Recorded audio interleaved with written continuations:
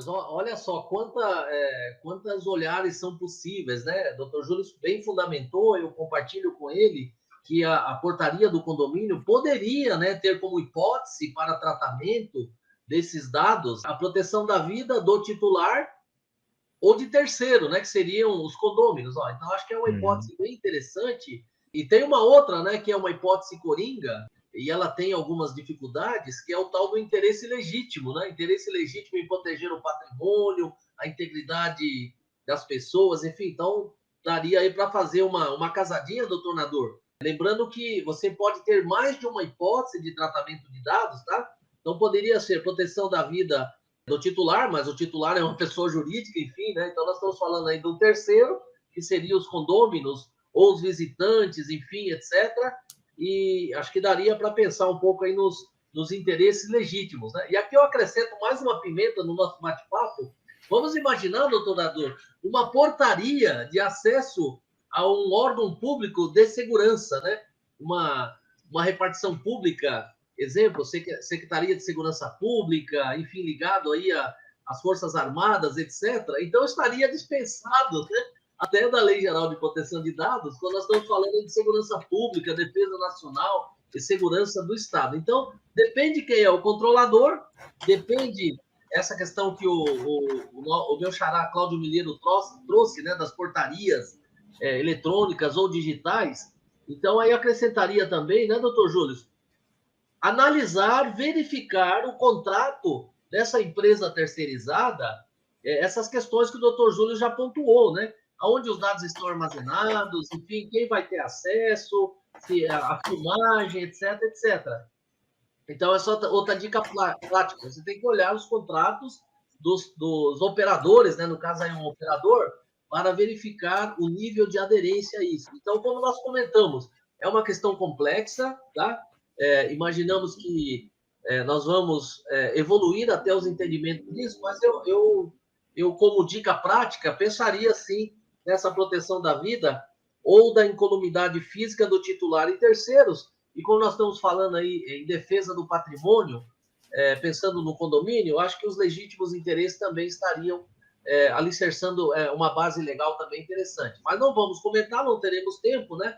E falar os requisitos aí do interesse legítimo. Tem alguns complicadores aí também, né, Júlio? Segundo aqui, é uma discussão que se faz também, é se o legítimo interesse é uma base legal para tratamento de dados pessoais sensíveis, porque o rol de hipóteses ele é taxativo. Então, o artigo 11 da LGPD fala: o tratamento de dados pessoais sensíveis somente poderá ocorrer nas seguintes hipóteses, e nela não está o legítimo interesse. É uma discussão interessante a ser feita, né? Porque o condomínio tem direito também de preservar, né, o seu patrimônio, de saber quem é que está entrando, de poder identificar de forma inequívoca, né, para fins de responsabilização civil, quem é quem, né, quem que está entrando. Então, é uma questão interessante aí, né, pode-se discutir se isso pode ser realizado sem dados sensíveis. Pelo menos a foto, né, da pessoa, né, eu acho que é interessante. Então, a foto a imagem, né, do rosto é um dado que ele pode ser utilizado para fins biométricos. É uma questão que precisa ser melhor definida aí, porque senão fica também muito complicado. Mas essa discussão está acontecendo no mundo inteiro, tá, gente?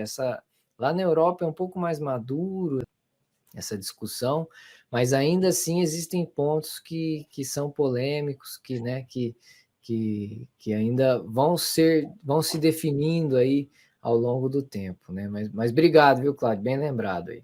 Júlio, deixa eu aproveitar e fazer um acréscimo, né? Que não é incomum quando nós temos lives, né, sobre condomínio, já que é um assunto, né, complexo, né? O que pode levar ao responsável, ao síndico, pensar assim, doutor Nador: poxa, mas eu tenho que cumprir mesmo a Lei Geral de Proteção de Dados? Eu sou um condomínio. Condomínio não é empresa. Então nós escutamos isso Ah, de forma é. recorrente, né, Júlio? Então aqui eu quero lembrá-los da resolução da ANPD número 2, agora de 27 de janeiro de 2022, lá no artigo 2º, inciso 1º, considera agentes de tratamento de pequeno porte os entes privados despersonalizados.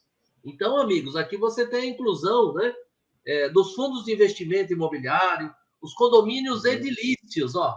Então, pelo direito, os entes despersonalizados incluem os condomínios edilícios, né? Aí já abre outra discussão, né? E os outros condomínios, né?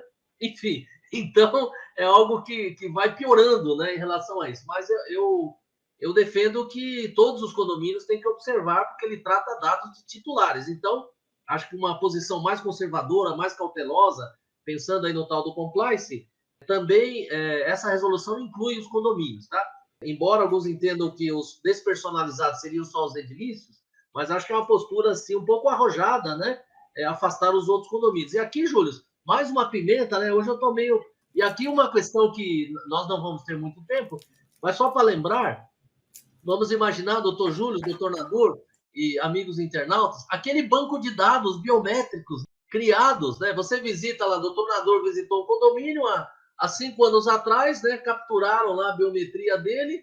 Então, existe um banco de dados lá biométricos, doutor Nadur, antes da vigência da lei. E agora, doutor Júlio, vão ter que apagar isso tudo? O doutor Nadur vai ter que fazer um novo cadastro? Esse é um outro ponto tormentoso também, porque nós temos aí os edifícios coletaram, né, esses dados biométricos e outros ao longo de muitos anos, antes da vigência da lei. Então, uma questão que vale a reflexão, esses bancos de dados, até com dados biométricos, de criança e adolescente, um dia você vai adentrar no nosso condomínio, um dia você vai colocar o carro na garagem, né? Lembrando as placas dos carros também, né? Você consegue chegar no indivíduo pela placa do carro. Então, até onde eu acompanho, esses bancos de dados anteriores, com ênfase no biométrico, você tem que ter alguns cuidados, né? Onde eles estão? Como é que estão armazenados? Eles estão protegidos, tá? Então, aí mais uma preocupação para o nosso administrador, para o nosso síndico, para a empresa, né, que contratou os terceirizados para isso. Esse banco de dados anteriores, não só digitais, mas aquela lista também, né, que normalmente algumas portarias ainda estão no modelo analógico. Será que eu protegi esses dados? Ou fica naquela, aspas, né, naquele muquifo na portaria, né? Às vezes você vai lá, faz lá, tem aqueles pacotes, aqueles cadernos, né? Então, você, síndico, tem que ir lá, colher isso tudo, armazenar, proteger, porque são dados também, e a lei já está em vigor. Então, os bancos de dados analógicos em papel e os biométricos antes da vigência da lei, o que fazer? Tá? Então, acho que essa é uma preocupação importante também, né, doutor Jonas? O que é obrigatório é o registro de ponto. Não é, biometria não é. Acima Perfeito. de 10 funcionários é obrigatório algum controle de ponto, senão mudou a legislação. Agora, a lei não estabelece a forma, se é biometria, se é com cartão de ponto, para fins de evitar fraudes, né? Porque era comum, infelizmente, um bater o ponto do outro, etc. Então, os sistemas foram avançando para evitar isso, essas fraudes aí contra o empregador, no caso. Mas, assim, não há uma exigência de ser biometria. É mais seguro para o empregador, entretanto, eu acho que agora tem que fazer uma reflexão, biometria e LGPD. Acho que essa reflexão o RH, o DP tem que fazer.